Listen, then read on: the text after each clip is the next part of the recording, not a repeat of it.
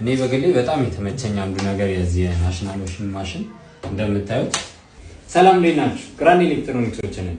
ዛሬ ደግሞ የናሽናል 16 ኪሎ ግራም አውቶማቲክ ዋሽንግ ማሽናችንን አንድ ከስተመራችን ገዝቶ ነበረ እና ደግሞ ቃል በገባነው መሰረት አምጥተን ዴሊቨር አድርገን እንገጥምልሃለን ብለው ነበር። ከአያት ያለው ብራንች ነበር የገዛን። ያው እንደምታዩት አሁን አምጥተን ቤት ውስጥ አስገብተናል።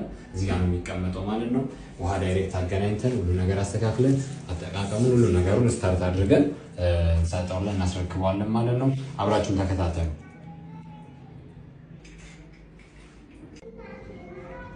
እሺ አሁን ኢንስታል አድርገን ጨርሰናል ማጠቢያ ማሽናችንን። አጋጣሚ ሆኖ ውሃ የለችም፣ ውሃ አልነበረችም። ስለዚህ ውሃ ስለሌለች ከላይ ቶፕ ሎድ ነው እንደምታዩት። ቶፕ ሎድ አንድ አድቫንቴጁ ውሃ በማይኖር ሰዓት ከላይ እየጨመርን ሴንሰሩን እየጠበቀን ከላይ እየጨመርን መጠቀም እንችላለን ማለት ነው። ለምኔት እንደምናደርግ አሳያችኋለሁ፣ ተከታተሉ። ያው እሺ መጀመሪያ እናበራውና እንደዚህ ነው። እቺ በታች ላይ ብል ትባላለች።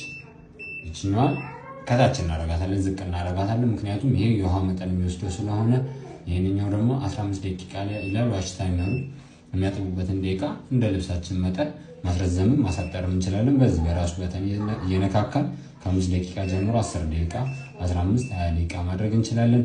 እነዚህን አድርገን ሌሎቹ በተኖች አልበሩም። ሪንዝ ይባላል። ማለቅለቅ ነው። ዋንስ ትዋይስ እና 3-4 ጊዜ ማለቅለቅ እንዲችል ነው እንትን ይለን ማለት ነው።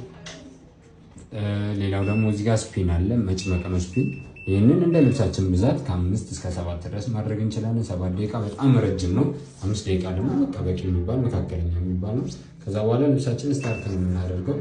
እቺ የምትሰማትን ድምፅ ልክ ሲጀምር እቺ ድምፅ ካለች ከፈተና ውሃ እንጨምራለን ማለት ነው። ከላይ እቺ ድምፅ እስክታቋርጥ ድረስ ውሃ እንጨምራለን። ከዛ ኢረር ኮድ ሲያሳየን መልሰን በሩን እንዘጋና ስታርት ማለት ነው የሚጠበቅብን። ከዛ በኋላ ከላይ ጨመረን በማኑዋል ማጠብ ጀመረ ማለት ነው። ያን ሲጨርስ ራሱ ድሬን ያደርጋል። ለማለቅለቅም እንደዚህ የአሁኗን ድምፅ እየሰማን ከላይ ውሃ እንጨምርላታለን፣ ያለቀልቃል። በመጨረሻ ራሱ አውቶማቲክ ስለሆነ ጨምቆ ያወጣልናል። ያው ብዙ ጊዜ ይሄ አይነት ሜተድ አይመከርም፣ ምክንያቱም ሴንሰር ስላለ ጀርባ ሴንሰሩ ግዴታ ማግኘት ስላለበት። ግን ውሃ በማይኖር ጊዜ፣ ረጅም ጊዜ በሚጠፋ ጊዜ ወይም ደግሞ አስቸኳይ ከሆነብን አርጀንት ከሆነብን በዚህ አይነት ሜተድ ማጠብ እንችላለን ማለት ነው። በዚህ ሁኔታ ያው ያለብንን የቆሸሸውን ልብስ ወይም ደግሞ ማጥበን መልበስ የምንፈልገውን ልብስ በቀላሉ ማጠብ እንችላለን። ውሃ ግን